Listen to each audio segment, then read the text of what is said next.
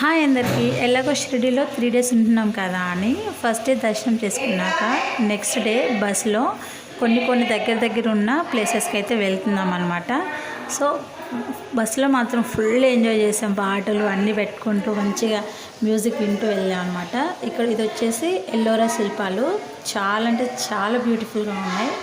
ఒక్కొక్క దాన్ని చూస్తే ఒక్కొక్క విశిష్టత తెలుసుకుంటూ ఉంటే చాలా బాగా అనిపించింది.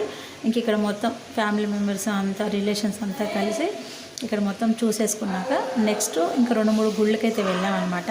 చాలా వరకు ఫోన్ ఎంట్రీ అయితే లేకుండా అయిపోయింది. సో అందుకే చాలా వీడియోస్ అనేది తీయలేకపోయాను మ్యాక్సిమం.